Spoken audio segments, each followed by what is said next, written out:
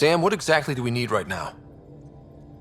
Readings from within the scourge itself, collected by probes planted at key points. Once enough data is collected, we'll need initiative resources for mining and analysis. So we're trying to find the Meridian engine, and we believe its path has been influenced by the scourge. Thus, we need to send probes out throughout the scourge to determine how it works, and thus have a predictive model for where the Meridian engine ended up. This sounds interesting. The idea of using probes to figure out a path is kind of neat. This is something we should have been doing at the beginning of the game, a true pathfinding mission in a sense, although maybe a bit too literal. Whereas other teams could have been used for terraforming or colony missions, this is our exploration skill set, using probes, gathering data, trying to figure out where something went, like the Lost Arks, for example. It's a shame it's near the end of the story, but at least now they're doing something intelligent. You're saying I'll find some way to convince or delude myself? Yeah, that's what I'm saying. You know, you're right. That's what faith is. And I'm okay with that. I want to believe in something bigger than I am. So I will. Strangely, that makes me feel better about the whole thing. Whoa, deep talk there, water ice lady. Was this supposed to be the big theological discussion in the game? Was that the best they could do? Instead of having a genius Isaac Newton character so devoted to mathematics and God, we have water ice lady here. So, after launching probes and collecting data, which didn't seem to require any other party's resources aside from ours, we created our theoretical model to find the Meridian engine. You got us something, all right. The key to it all. In here. The mother of all navigational aids.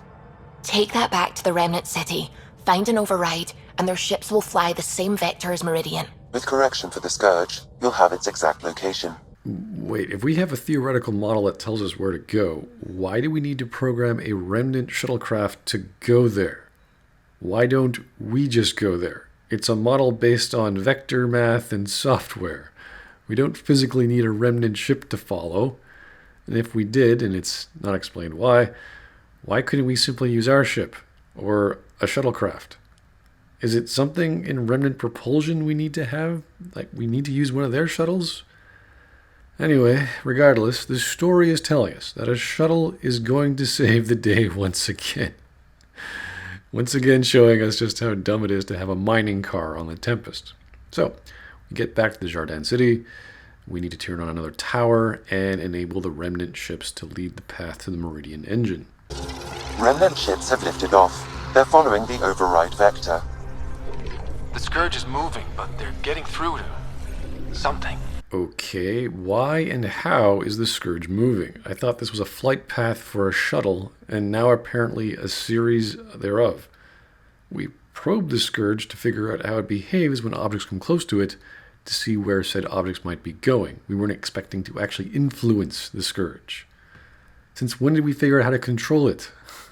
And why would a Remnant shuttle move the Scourge away when it comes close? What are we doing here? And how are we getting this imagery of this sphere? How fast are these shuttles moving? I thought this was going to take a while, like however fast the original Meridian engine went. The idea behind figuring out the flight plan of this thing made sense.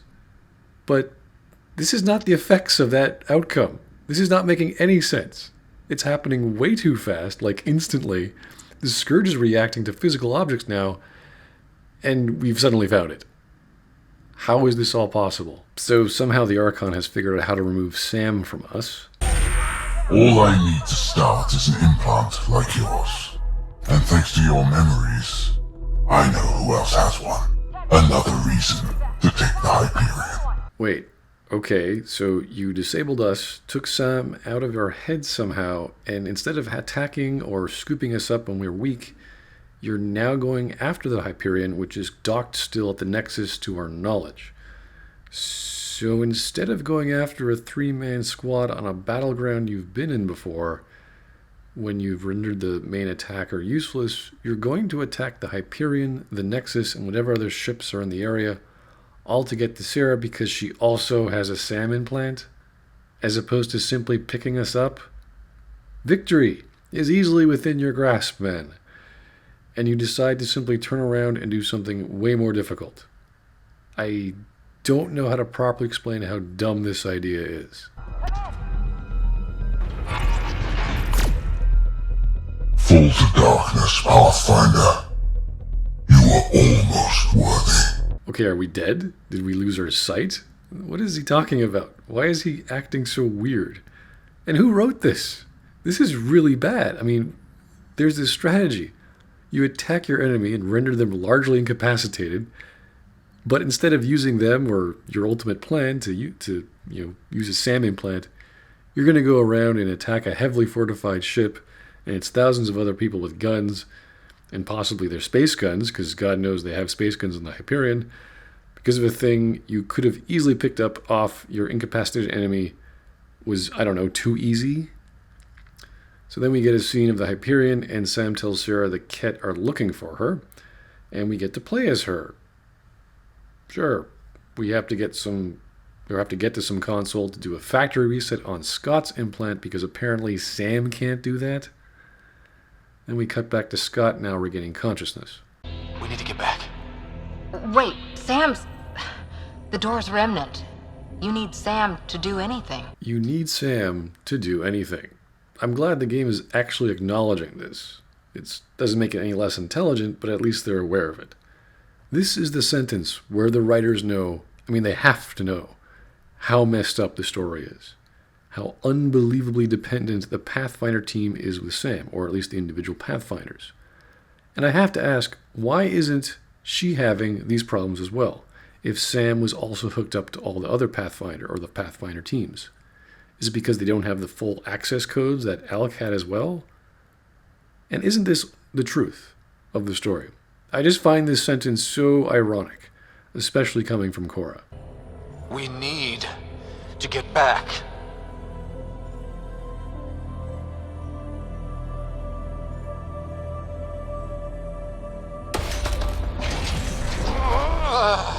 Don't. It's hurting you. We'll find another way. We need to get back. It's moving. Your vitals are all over the place. I can do this.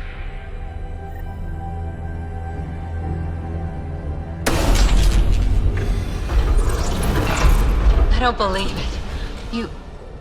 Are you okay? How was Scott able to interact with Remnant tech if he doesn't have Sam in his head anymore? This story keeps getting weirder and weirder. It really is getting worse, if that's even possible. So we keep running around the Jardin City, and the rest of the crew meet us outside the Tempest for some reason. We walk over to a terminal, put out our hand, which is working again, and up pops some large object. You did an impossible thing. Can you keep that up? Have them fight for us?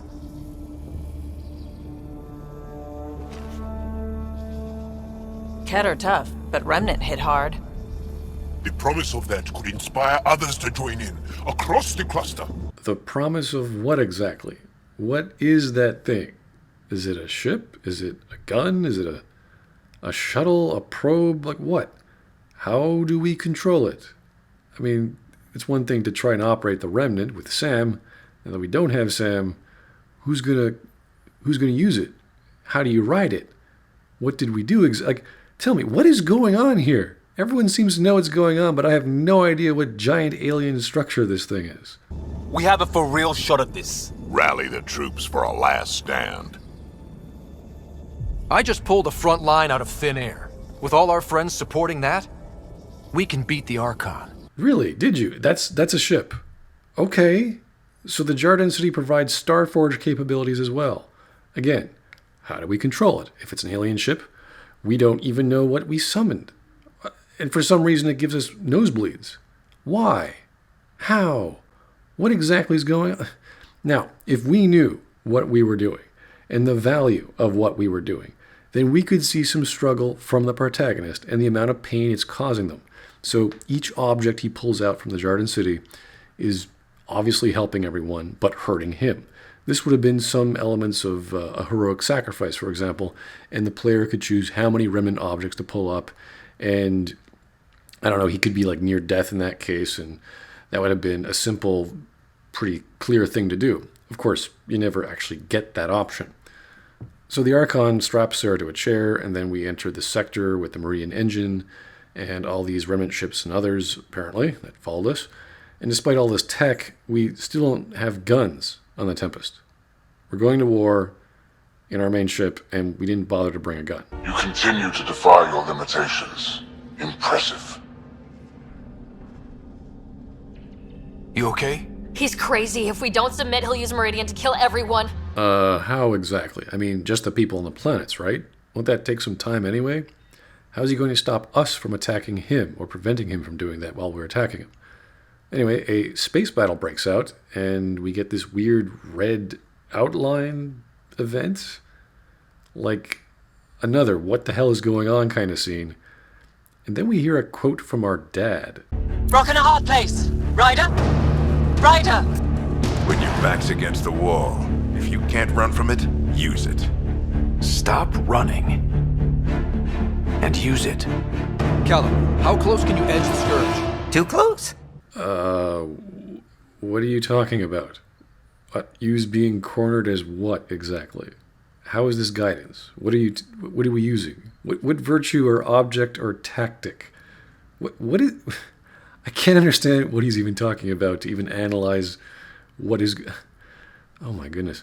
So, we fly next to the Scourge, and for some reason or some way, the Remnant ships are following us. The Scourge seems to be following the Remnant ships? This is somehow a good thing. I don't understand.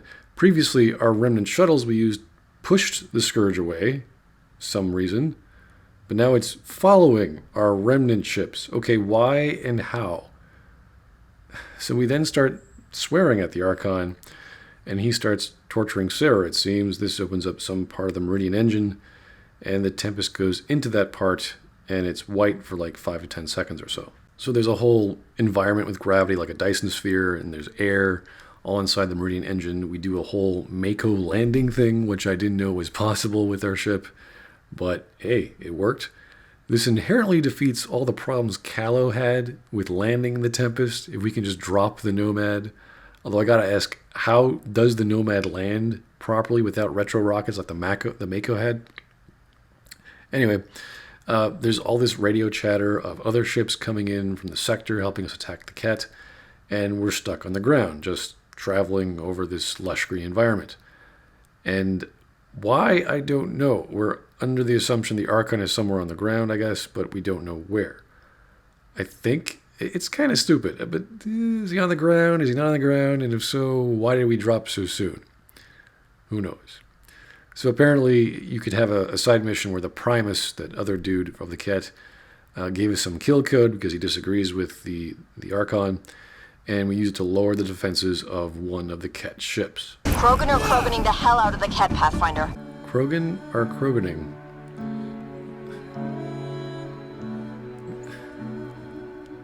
Well, that's some really great diction we've got there. Fabulous. Just fantastic writing there. The Hyperion crash lands in Meridian.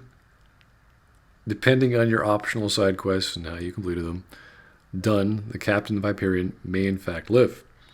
And then the Avenger assault rifle of bitch slap appears.